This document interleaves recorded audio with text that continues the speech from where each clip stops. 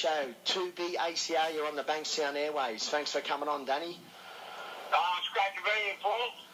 Danny, what have you been up to? You're out at a boxing game for quite a while now. You're back in the gym up there at Moree?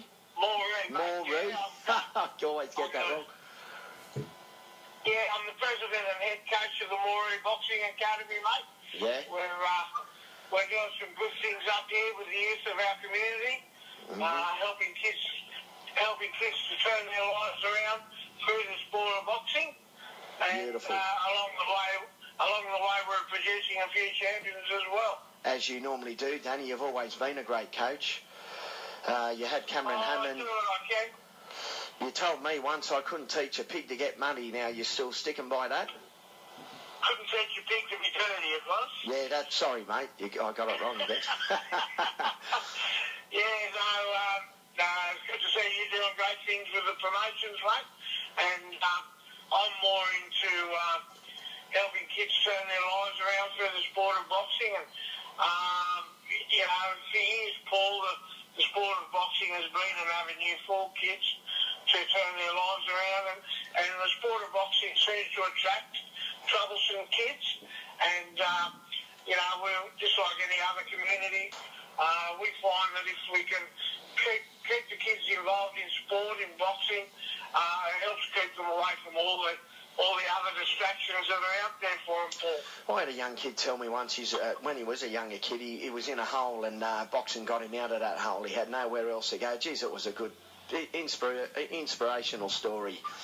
And I just hate it when people bag the sport and say they're punch drunk. And mate, you wouldn't meet more gentlemen in the game of the sport of boxing, would you, Danny? No, exactly, mate. I've made some lifelong friendships through the sport of boxing, yourself included, Paul. We used to train and spar together back in the day, and here we are 30 years later talking on the radio. So it is unbelievable, isn't it, really, when you think of it, eh? Now, it's tremendous. You're not going to bring up the two right Barlow uppercuts. You got me right on the button twice in a row. I wasn't going to mention them, Paul, but now that you did mention them, I hope you've learned to keep your head up a little bit, mate. Remember my old trainer Freddie said, don't lead to him. And what do? I went out and led you, and you got me right up under you went right uppercut, right under me left jab, and hit me on the chin. I bit all me bloody gums and teeth, and I was bleeding for about 2 hours afterwards because of you. Tremendous old trainer, Freddie, mate. But he was a great trainer. But I learnt my lesson. I never stuck my head up in the air again after that one. Good on you, mate. Good on you. But sorry, Danny. Yeah, how do you see the state of Australian boxing at the moment, Paul? This year in Sydney, Atlanta, it was tough trying to put a pro card together, I must say. I just kept putting amateur boxing on. Plenty of amateurs out there in Sydney, New South Wales, but pros in Sydney. I hope 2019 is going to be a better year. It was really tough, I must say. Yeah, no, there's not a lot of fighters around, but we need to keep them coming through, and we help them do their apprenticeship in the amateur ranks up here. Yeah. And we'll keep the flow of boxers coming through, mate. Well, I'll keep the flow of amateur boxing going through 110%. I will not stop promoting amateur boxing. I was one myself, Danny, all them years ago, and that's where our professional fighters are going to come from.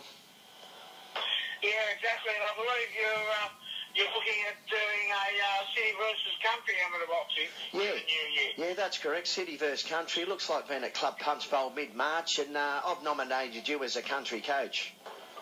Yeah, mate, our guys will be happy to support that, mate. I don't know about the country coach, but we'd love to support country. We're very proud of our heritage out here in the bush, and we like coming to the city and showing our wares, mate.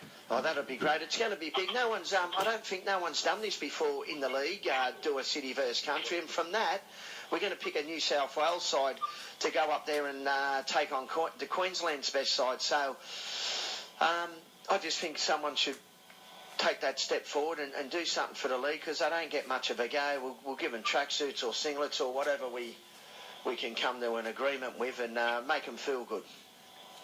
I think it's a tremendous promotion, mate, but I think it's a great idea. As you know, most of the pathway events are through the ABA, and the league does miss out a bit. Yeah. So it's great to see guys like yourself, like Ian Batty and Dennis Magnate doing some tremendous things with the Amateur Boxing League, and I think boxers are better prepared to be professionals through the ABL than through the ABA.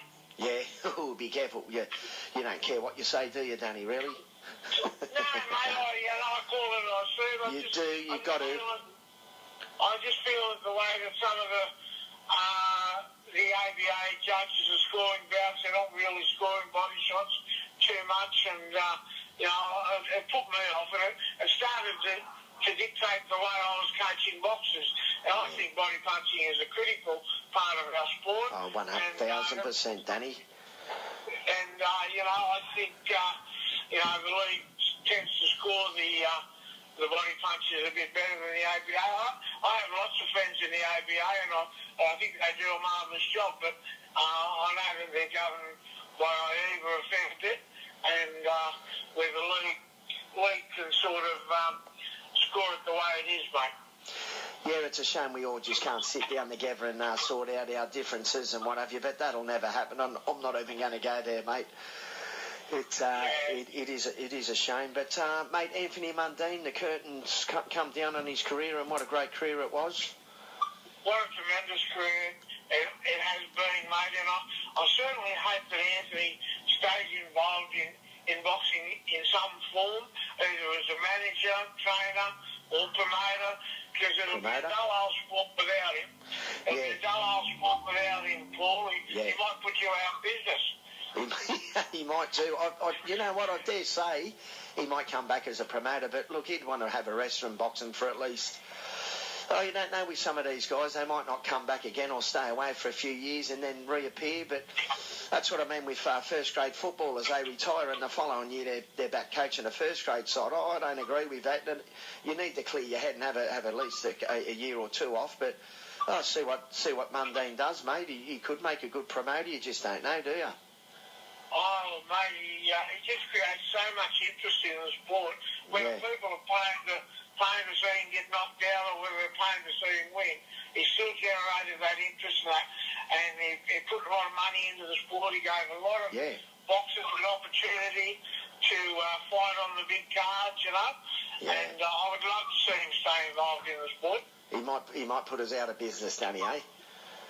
As you're probably aware, Paul, we have a fairly high Indigenous population up here where I am in Moree, and I know that Anthony's doing a little bit of work with one of his nephews, and I'd love to see him stay involved with a lot of the Indigenous boxers. You know, we brought Cameron Hammond right through the ranks. Yeah, he's doing good things now. He fought on the undercard last week.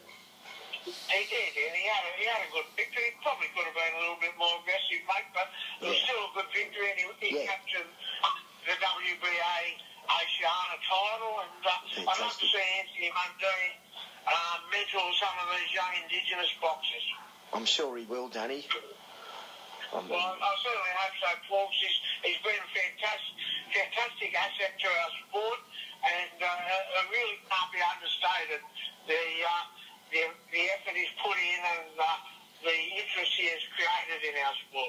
He certainly has, Danny. Well, look, thanks for coming on Bankstown Radio 2BACR this morning, my good friend. My pleasure, mate. Merry Christmas to you and yours and all your listeners, Paul. Now, that's the first time someone said Merry Christmas. It must be nearly Christmas time, Danny. That's the first time someone said Merry Christmas to me. Yeah, no, 2 or 3 weeks ago, mate. I'm really will be here. Thanks for coming on radio, Danny. We'll catch up at the City Country, mate. Look forward to it, Paul. See you, Danny. Cheers, mate. And that was Danny Cheatham, a great coach of boxing, and believe you me. We're going to go straight